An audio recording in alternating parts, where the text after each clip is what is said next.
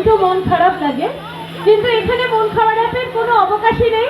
কেননা এই আমতলা তার সাথে 14 নম্বর ওয়ার্ডের যতজন রয়েছে মোটামুটি সবাই কিন্তু এই ওয়ার্ডবাসীরা উপস্থিত থাকার চেষ্টা করে এই উপলক্ষগুলোতে, যে উপলক্ষগুলোতে সবাই একত্রিতভাবে আনন্দ করতে পারে। হতেই পারে সেটা ওয়ার্ড উৎসব কিংবা গণেশ পুজো, বিভিন্ন ধরনের কিন্তু খেলা আয়োজন করা হয়, সবাই খুব ধুমধাম করে মজা করে।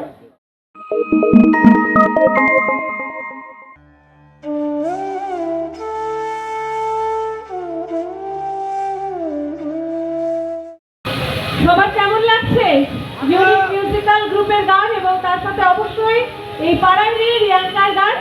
একটু জোরদার হাততালি হয়ে সন্ধ্যা। সকলে আপনারা কেমন আছেন?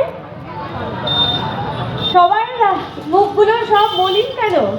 আজকে গণেশ চতুর্থী, সবাই 14 নম্বর ওয়ার্ডের একত্রিত হয়েছি আমরা আবারও 1 বছর পর এই গণেশ চতুর্থী উপলক্ষে প্রত্যেক বছর একত্রিত হওয়া। এবং সব থেকে বড় কথা, এই গণেশ চতুর্থী 14 নম্বর ওয়ার্ড কমিটি এটি কিন্তু শুধুমাত্র মহিলা পরিচালিত। তো তার জন্য কিন্তু একটা মহিলাদের জন্য কিন্তু সবার প্রথমেই একটা জোরদার হাততালি হওয়া চাই। সব মহিলারা একত্রিত হয়ে প্রায় বিগত 10 বছর ধরে 14 নম্বর ওয়ার্ড কমিটির এই গণেশ পুজোর আয়োজন করে যাচ্ছেন।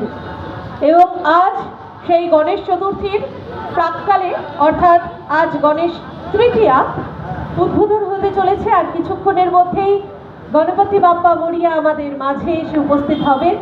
তারপরেই শিলিগুড়ি মহানাগরিক শ্রীযুক্ত গৌতম দেব মহাশয়, তার হাত ধরেই কিন্তু আজকের এই গণেশ পুজোর উদ্বোধন।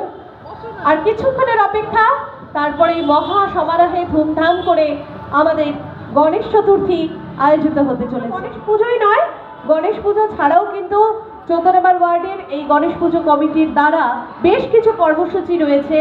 যেমন আগামী রবিবার আমতলা ক্লাবে রক্তদান শিবির এবং বিনে পয়সায় স্বাস্থ্য পরীক্ষা শিবিরও কিন্তু রয়েছে।